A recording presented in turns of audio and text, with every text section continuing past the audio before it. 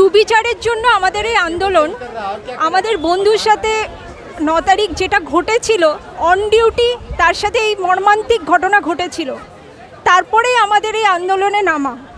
আমরা চিকিৎসকরা কিন্তু চিকিৎসা করার জন্যই আছি, কিন্তু আমাদের আন্দোলনের যে এই যুক্তিটা আমরা আশা করেছিলাম যে বোঝা হবে, আমরা সুবিচার পাবো, কিন্তু আজকের রায়ে আমরা কিন্তু সেটা সম্পূর্ণভাবে দেখতে পাচ্ছি না। এখনও আমরা সুবিচারটা কিন্তু আমাদের পাওয়ার কথা। সুবিচার পেলে আমরা তাহলে সেই অন্তত সেই ভরসা আশ্বাসটুকু পাই যে আমাদের ঘটনাটা সেরকম যৌক্তিকতা দিয়ে দেখা হচ্ছে, কিন্তু সেই সুবিচারটাই যদি না হয়, তার আগেই যদি কাজে যোগদানটাকেই মুখ্য করে তোলা হয়, যেখানে কিনা আমরা আন্দোলনে আছি, কিন্তু আমাদের যারা ওপরে যারা সিনিয়র স্যার ম্যাডাম সবাই, তারা কিন্তু আউটডোর বা যা আছে সব কিছু কিন্তু সেভাবে চলছে চিকিৎসা। এবং এর বাইরে আমাদের অভয়া ক্লিনিক চলেছে, আমাদের অভয়া ক্লিনিক সব জায়গায় চলেছে, যেহেতু হাসপাতালের ভেতরে নিরাপদ বোধ না করায় আমরা যারা ডক্টরসরা কিন্তু অলরেডি তারা অভয়া ক্লিনিক করেছে। এই আমরাই আন্দোলনকারী যারা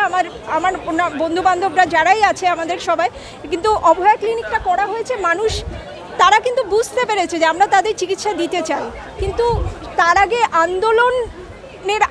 আন্দোলনের লক্ষ্যটা, যে কারণে আমাদের আন্দোলনে নামা, সেই লক্ষ্যটা পূর্ণ হওয়ার আগেই, যেখানে সুবিচারটা না পাওয়ার আগেই যেখানে আমাদের কাজে যোগদান করাটাই মুখ্য হিসাবে দেখা হচ্ছে, তাহলে আমাদের যেটা মনে হয় যে সুবিচার পাওয়াটা আগে বেশি প্রয়োজন।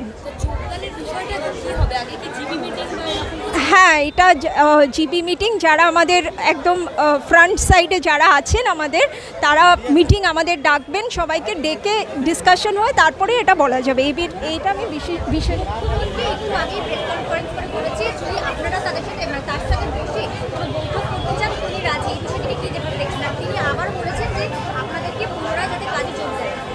দেখুন, আমাদের কাজে যোগ না দেওয়ার কারণটা প্রত্যেকটা মানুষ, একদম সমাজের নিচু স্তর থেকে একদম সমাজের উচ্চ স্তর অবধি মানুষ কিন্তু বুঝতে পেরেছে।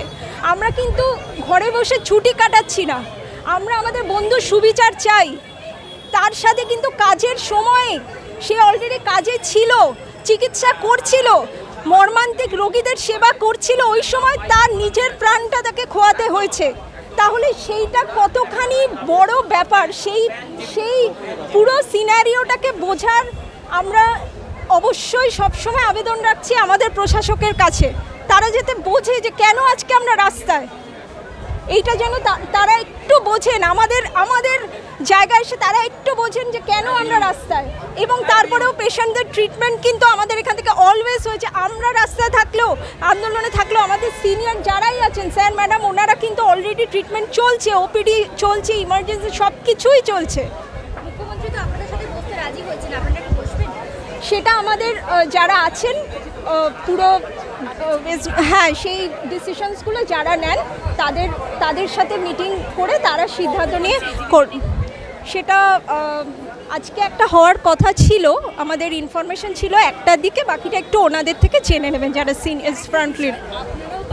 রাজ্যের যে ভূমিকা, এই যে তাড়াতাড়ি পোস্টমর্টেম করে দেওয়া এবং দেহকে সৎকার করে দেওয়া, এই বিষয়গুলো নিয়ে আপনারাও যথেষ্ট প্রোটেস্ট করেছেন।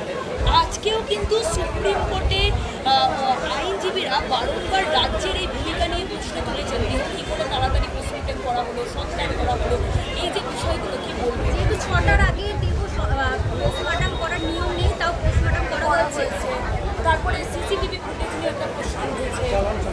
দেখুন, যেই ঘটনাটা ঘটেছে একজন মহিলা চিকিৎসকের সাথে অন ডিউটি, ঘটনাটা যখন জানা গেল প্রথম, আমরা দায়িত্বপূর্ণ অ্যাডমিনিস্ট্রেশন থেকে আশা করব তারা ঘটনাটাকে ধামাচাপা না দিয়ে তার তখন থেকেই সুন্দরভাবে স্বচ্ছভাবে তদন্ত করে বিচারটা যাতে ঠিক হয়, প্রকৃত দোষীরা গ্রেপ্তার হয় এবং কেন এই ঘটনা হলো তার মূল যাতে খুঁজে পাওয়া যায়। যা আমরা ন্যায্য দাবি রেখেছিলাম West Bengal junior doctors front থেকে, এগুলো যে কোনো সুস্থ স্বাভাবিক মানসিকতা দায়িত্বপূর্ণ নাগরিক মানুষ তারা কিন্তু এটাই আশা করবে অ্যাডমিনিস্ট্রেশনের কাছ থেকে। আমরাও কিন্তু স্টুডেন্টরা, আমি পোস্ট গ্রাজুয়েট ট্রেনি, আমরাও কিন্তু এটাই আশা করব। কিন্তু সেখানে যে এরকমভাবে ঘটনাটাকে ধামাচাপা দিয়ে পুরো সত্যটাকে পাশ কাটিয়ে অন্যরকম একটা সৃষ্টি করার চেষ্টা হয়েছে, সেটা সত্যি আমাদের কাছে খুব দুর্ভাগ্যজনক। আমরা তো পেশেন্টের সেবা করতেই আছি, আজকে সেইখানে একটা মানুষের, যে আমাদের ডাক্তার বন্ধু, তার প্রাণ চলে গেল, তার সাথে এরকম একটা মানে ধর্ষণের মতো একটা খুব খারাপ ঘটনা ঘটলো, তাহলে সেইটা কোথায় আমরা সেটা সুবিচার করব? অ্যাডমিনিস্ট্রেশন সেইটা দেখা উচিত, তৎকালীন সেই সময়ের অ্যাডমিনিস্ট্রেশন এটাই দেখা উচিত বলে আমাদের আশা ছিল সব সময়, কিন্তু সেটা আমরা পাইনি। আর আরেকটা কথা, অভয়া ক্লিনিক কিন্তু আমাদের চলেছে, কাজে যোগ দেওয়ার কথা যেটা বলছে, অভয়া ক্লিনিকে কিন্তু আমাদের অভয়া ক্লিনিক, টেলিমেডিসিন এগুলো কিন্তু অলরেডি চলছিল এবং চলছে।